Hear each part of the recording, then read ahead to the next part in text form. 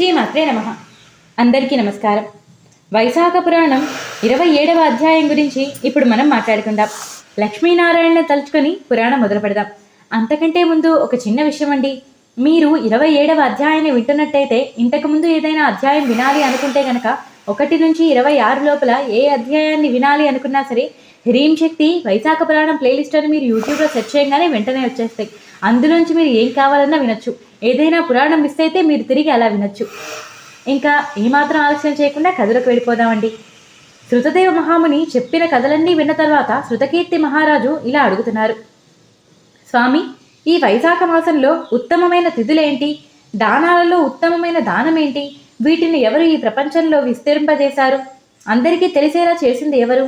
వీటి గురించి దయచేసి వివరంగా చెప్పమని కోరుకున్నారు. అప్పుడు శృతదేవ మహాముని ఇలా చెప్తున్నారు. మహారాజా, సూర్యుడు మేషరాశిలో ఉండగా వైశాఖ మాసం వస్తుంది. వైశాఖ మాసంలో ఉన్న 30 తిథులు కూడా ఎంతో మంచివి. అయినా సరే అందులో కూడా ఏకాదశి తిథి ఇంకా ఎంతో మంచిది. 1,000,000 రెట్లు ఎక్కువ పుణ్యాన్ని ప్రసాదిస్తుంది.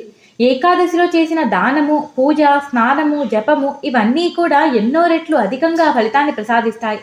వైశాఖ ఏకాదశి రోజు స్నానం చేస్తే అన్ని పుణ్యతీర్థాలలో జీవితకాల స్నానం చేసినంత పుణ్యం వస్తుంది.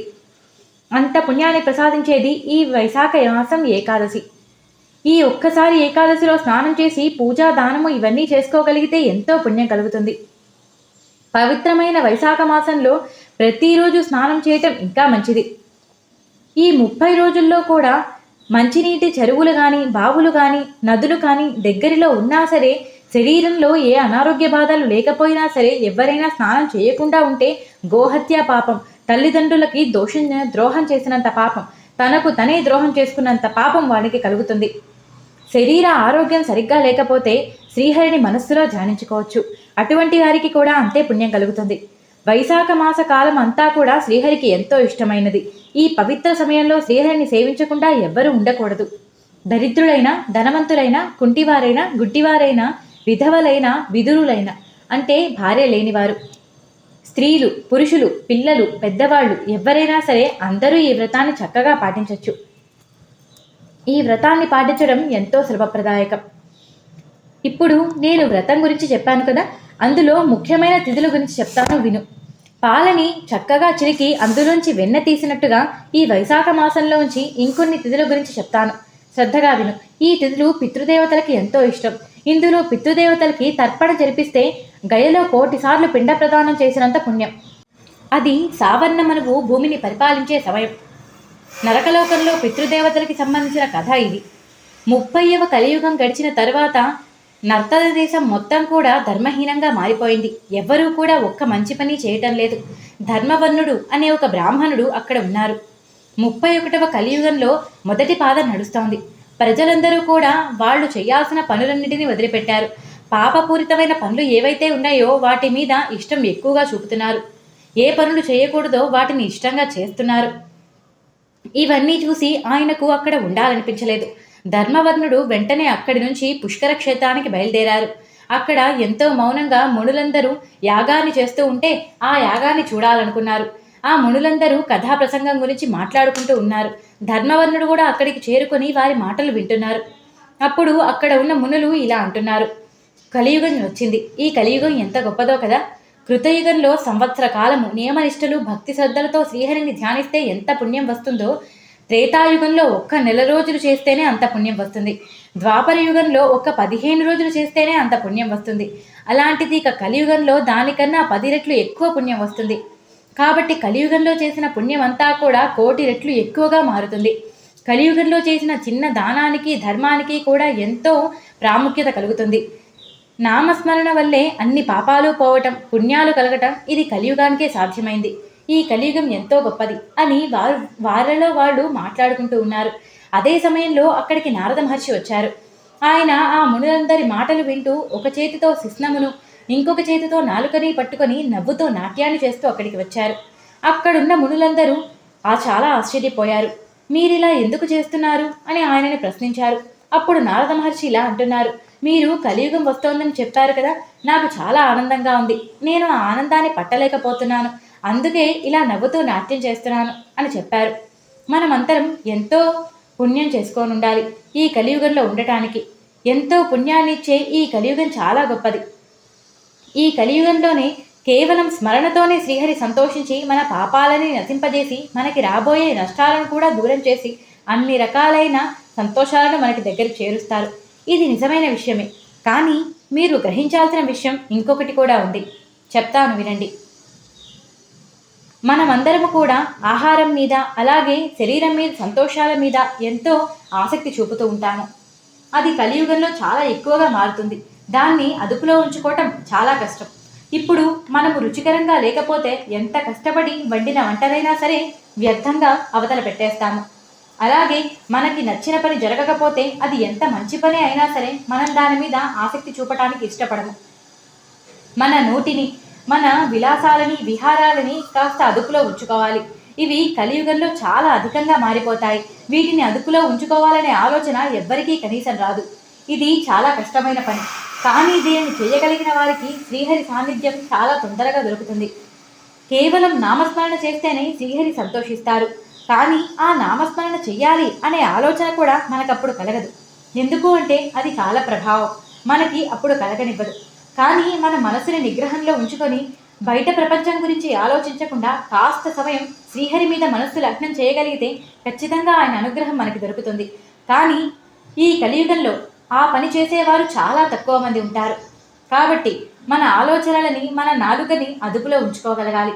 ఇవి రెండూ ఉంచుకుంటే శ్రీహరిని చేరుకోవటం సులభం అవుతుంది అని నారద మహర్షి చెప్పి, కాబట్టి మీరు ఇక్కడ నుంచి వేరే చోటికి వెళ్ళి మీకు ఇష్టమైన ప్రదేశాలకు వెళ్ళి ప్రశాంతంగా తపస్సు చేసుకోమని చెప్పారు.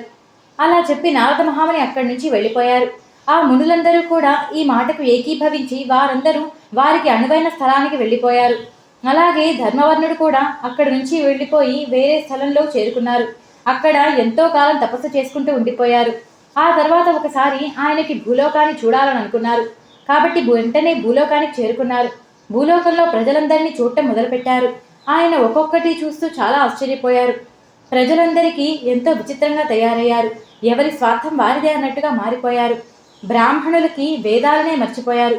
శూద్రులు సన్యాసులంతా స్వచ్ఛంగా మారిపోయారు.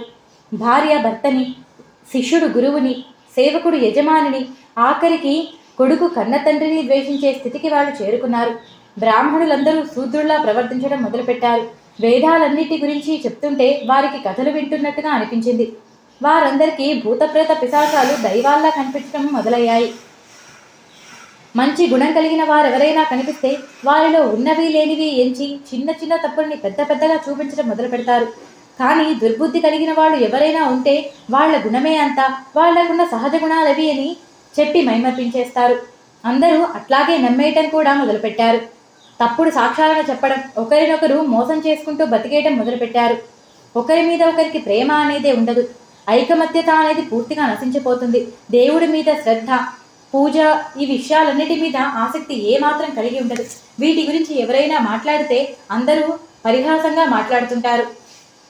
మంచి పనులను చేసేవారిని గౌరవించడమే మానేస్తారు. ఇప్పుడు మనం ఒక జలగని తీసుకొని ఒళ్ళో కూర్చోబెట్టుకొని పాలు తాగించాలని ప్రయత్నిస్తే అది పాలు తాగుతుందా? మన చేతిలోంచి ఉంది కాబట్టి మన రక్తాన్నే తాగుతుంది. అలాగే దుష్టబుద్ధి కలిగిన వారెవరైనా సరే వారి గుణాలను పోగొట్టుకోలేరు. ఇంకా దోషాలనే చేస్తూ ఉంటారు. చివరికి ఔషధాలు కూడా సారం లేకుండా అయిపోతాయి. ఋతువులన్నీ వరసలు తప్పేశాయి. అంటే అంతటా కూడా కరువు నిండిపోయింది. కన్యలు గర్భవతులుగా మారుతున్నారు. స్త్రీలు తగిన సమయానికి ప్రసవించట్లేదు. అందరూ కూడా ఎంతో విచిత్రంగా మారిపోయారు. వేదములలో చెప్పిన పనులు కానీ, పితృదేవతలకి శ్రాద్ధాధికములు కానీ, శ్రీహరి నామం చదవటం కానీ అన్నిటినీ వదిలేశారు. అందరికీ భోగాల మీద ఆసక్తి చాలా ఎక్కువైపోయింది. శ్రీహరి కథలు వినటం కానీ, కనీసం ఒక్కసారి శ్రీహరి నామాన్ని తలుచుకోవటం కూడా కష్టంగా మారిపోయింది. తీర్థయాత్రలు, దానాలు, ధర్మాలు, పూజలు, హోమాలు, యాగాలు ఇవి అసలు ఎక్కడా కనిపించలేదు. ఎంతో విచిత్రంగా అనిపించింది. ధర్మవర్ణుడు అక్కడి నుంచి వెళ్ళిపోయి వేరే చోటకు చేరుకున్నాడు. అక్కడ పితృదేవతల్ని చూశారు. ఆయన అక్కడ జరిగింది చూసి చాలా ఆశ్చర్యపోయారు. పితృదేవతలు నూనెలో పడిపోతూ ఉన్నారు. వాళ్ళలా నూనెలో పడిపోకుండా అందరూ కూడా ఒక గడ్డి పరకని పట్టుకొని వేళ్లాడుతూ ఉన్నారు. ఇంతలో ఇంకా ఆశ్చర్యమైన విషయం ఏమిటంటే ఒక ఎలక అక్కడికి వచ్చి ఆ గడ్డి పరకను 3 కొనలుగా కొరికేసింది. అందులో 2 కొనలు తను తినేసింది. ఒక్క కొన మాత్రం సన్నటి తీగతో వేళ్లాడుతూ ఉంది. ఇదంతా చూసి ఆయన చాలా బాధపడ్డారు. పితృదేవతలందరూ దీనంగా అలా ఉండిపోయారు. ఏం చేయాలో వారికి అర్థం కావట్లేదు. అప్పుడు వెంటనే ఆయన వారి దగ్గరికి వెళ్ళి, అయ్యా, అసలు మీరు ఏ వంశం వారు? మీకు ఇలాంటి పరిస్థితి ఎందుకు కలిగింది? మీకు దీని నుంచి ఉపశమనం కావాలంటే ఏం చేయాలి? నాకు చెప్పండి. దయచేసి నేను మీకు చేయగలిగినంత సహాయం చేస్తాను అని అన్నారు. అప్పుడు వాళ్ళు ఇలా అంటున్నారు, నాయన, మేము శ్రీవత్స గోత్రీకులము. భూలోకంలో మా వంశాల్లో సంతానం లేదు. అందువలనే మాకు పిండ పెట్టేవాళ్ళు లేక మేము ఇలా బాధపడుతున్నాము. కాబట్టి ఇలా అయిపోయాము. ఇక మా వంశంలో మిగిలి ఉన్నవారు ఒకే ఒక్కడు. ఆయన పేరు ధర్మవర్ణుడు. ఆయన ఎంతో మంచివారు. ఆయన వివాహం మీద సదభిప్రాయం లేకపోవటం వల్ల ఇక్కడి నుంచి తపస్సు చేసుకోవడానికి ఎక్కడో దూరంగా వెళ్ళిపోయారు. దయచేసి మా ఈ దీన పరిస్థితిని ఆయనకి తెలియజేయండి. మాకు పిండ ప్రదానం పెట్టేవారు లేక ఇలా తయారైపోయాం. ఆయన ఎన్నో పుణ్యాలు చేశారు. అయినా సరే ఆయన మరణించిన తర్వాత కూడా మాతో పాటు ఇలా గడ్డిపోచను పట్టుకునే వేళ్లాడాల్సి వస్తుంది. ఎందుకంటే ఇంకా వంశాంకురంలో ఎవరూ కూడా మిగిలి లేరు కాబట్టి. దయచేసి ఆయనతో వివాహం చేసుకోమని చెప్పండి. వివాహం చేసుకొని మంచి సంతానాన్ని పొందిన తర్వాత మళ్ళీ ఆయనకు నచ్చినట్టుగా చేయమని చెప్పండి. మా కోసం ఈ పనిని చేయమని ఎన్నో రకాలుగా ప్రార్థించారు. అప్పుడు ధర్మవర్ణుడు వెంటనే పితృదేవతల మాటలు విని చాలా ఆశ్చర్యపోయాడు. బాధపడుతూ వారితో ఇలా అంటున్నారు, మీ వంశానికి చెందిన ధర్మవర్ణుడిని నేనే. వివాహం చేసుకోకూడదనే పట్టుదల కలిగి మిమ్మల్ని ఇలా బాధ పెట్టిన మూర్ఖుడిని నేను. చాలా కాలం కిందట సత్రయాగం జరిగినప్పుడు నారద మహర్షి మానవులందరికీ కలియుగ ప్రభావం గురించి చెప్పారు. దానితో భయపడిపోయాను. విష్ణు భక్తి ఉండదన్న మాటలు విని నేను ఇక్కడి నుంచి వెళ్ళిపోయాను. ఎంతో కాలం తపస్సు చేసుకున్న తర్వాత మళ్ళీ ఇక్కడికి రావాలని వచ్చాను. ఇప్పుడు కలియుగంలో 4వ పాదం కూడా చాలా వరకు గడిచిపోయింది. ఇంతవరకు మిమ్మల్ని నేను బాధ పెడుతూనే ఉన్నాను. మీ బాధకి కారణమైన నా జన్మ పూర్తిగా వ్యర్థము. మీ కులంలో పుట్టి మిమ్మల్ని ఉద్ధరించలేకపోయాను. నన్ను క్షమించండి. నన్ను ఆజ్ఞాపించండి. మీకు ఈ భారం నుంచి నేను ఎలా విముక్తి కలిగించాలో నాకు చెప్పండి.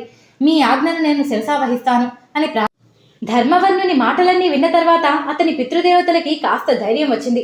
అతనితో ఇలా అంటున్నారు, నాయన, నీ పితృదేవతల పరిస్థితి అంతా చూశావు కదా. సంతానం లేకపోవటం వల్ల ఎలాంటి దీనస్థితికి చేరుకున్నాము. నీవు కూడా సంతానం లేకపోతే ఇలాంటి పరిస్థితే చేరుకోవాల్సి వస్తుంది. కాబట్టి మా మాట విను. భూలోకానికి చేరుకొని విష్ణు కథ మీద ఎప్పుడూ ఆసక్తి ఉంచు. శ్రీహరిని ఎప్పుడూ స్మరిస్తూ ఉండు. నారాయణుణ్ణి పూజించటం మర్చిపోకు. శ్రీహరి స్వరూపమైన సాలగ్రామాన్ని ఇంట్లో ఉంచుకో. అటువంటప్పుడు కలి ప్రభావం అతని మీద ఎప్పటికీ ఉండదు. వైశాఖ వ్రతము, మాఘస్నాన వ్రతము, కార్తీక మాసంలో దీపదానము ఇవన్నీ పాటించే వారిని కలి ఎప్పటికీ పట్టుకోలేడు. ప్రతిరోజు ముక్తిప్రదమైన శ్రీహరి కథను వినటం, ఎవరికైనా చెప్పటం ఎంతో మంచి విషయాలు. వీటిని ఎప్పుడూ మర్చిపోకు. తులసి చెట్టు, గోవు ఉన్న ఇంటిని కలి ఎప్పుడూ బాధించడు. ఇవేవీ లేని చోట నీవు అస్సలు ఉండకు. వెంటనే భూలోకానికి వెళ్ళు. ప్రస్తుతం వైశాఖ మాసం రాబోతోంది. సూర్యుడు అందరికీ మంచి చేయాలని మేషరాశిలో ఉన్నాడు. ఈ నెలలో 30 రోజులు కూడా ఎంతో పుణ్యమే. ఈ నెలలో ప్రతిరోజు శ్రీహరికి చేసిన పుణ్యం అమితమైన ఫలాన్ని ఇస్తుంది. అంతేకాకుండా చైత్ర బహుళ అమావాస్య రోజు మానవులందరికీ కూడా ముక్తిని ప్రసాదించేది. పితృదేవతలందరికీ కూడా ఎంతో ఇష్టమైనది. ఆ రోజు పితృదేవతలకు తర్పణ చేయిస్తే ఎంతో మంచిది. ఒక రాగి చెంబు నిండా నీటిని దానంగా ఇవ్వాలి. పిండ ప్రదానం చేయిస్తే గయాక్షేత్రంలో 1,000 సార్లు చేసినంత ఫలితం వస్తుంది. ఆ రోజు సుగంధ పానకం గల కలశాన్ని దానంగా ఇవ్వటం వలన పితృదేవులపై అమృత వర్షం కురుస్తుంది. ఆ రోజు అన్నదానం చేయించడం కూడా ఎంతో మంచిది. నాయన, నీవు తొందరగా భూలోకానికి వెళ్ళి ఈ పనులు చేయించు. పితృదేవతలకి ముక్తి కలుగుతుంది. ఒక మంచి అమ్మాయిని చూసి వివాహం చేసుకొని సంతానాన్ని పొందు. ఆ తర్వాత నువ్వు వెళ్ళాలనుకుంటున్న చోటికి వెళ్ళి తపస్సు చేసుకో అని వాళ్ళు చెప్పారు. ఆ మాటలు విని ధర్మవర్ణుడు వాళ్లతో సరేనని చెప్పి తొందరగా భూలోకానికి చేరుకున్నారు. చైత్ర బహుళ అమావాస్య రోజు పొద్దున్నే లేచి పితృదేవతలు చెప్పినట్టుగా అన్ని పనులు చేశారు. ఆ తర్వాత వివాహం చేసుకొని సంతానాన్ని పొందారు. చైత్రమాసంలో వచ్చే అమావాస్య ప్రాముఖ్యతని కూడా అందరికీ తెలియజేశారు. ఆ తర్వాత తపస్సు చేసుకోవడానికి గంధమాదన పర్వతం మీదకి చేరుకున్నారు. ఈ కథనంతా శృతదేవ మహాముని శృతకీర్తి మహారాజుకి చెప్పారు. ఈ విషయం నారద మహాముని అంబరీష మహారాజుకి వివరించారు. ఇక్కడితో వైశాఖ మాసం 27వ అధ్యాయం సంపూర్ణం. 28వ అధ్యాయంతో మళ్ళీ కలుసుకుందాం. నేను చెప్పిన తీరు మీకు నచ్చినట్టయితే వీడియోకి ఒక లైక్ చేయండి. మన ఛానల్ని చూడటం ఇదే ఫస్ట్ టైం అయితే సబ్స్క్రైబ్ చేసుకోండి. పక్కనే ఉన్న బెల్ సింబల్ని ఆన్ చేసుకోవడం మర్చిపోకండి. అలా చేస్తే నేను పెట్టే ప్రతి వీడియో తప్పకుండా మీకు ఫస్ట్ నోటిఫికేషన్ వస్తుంది.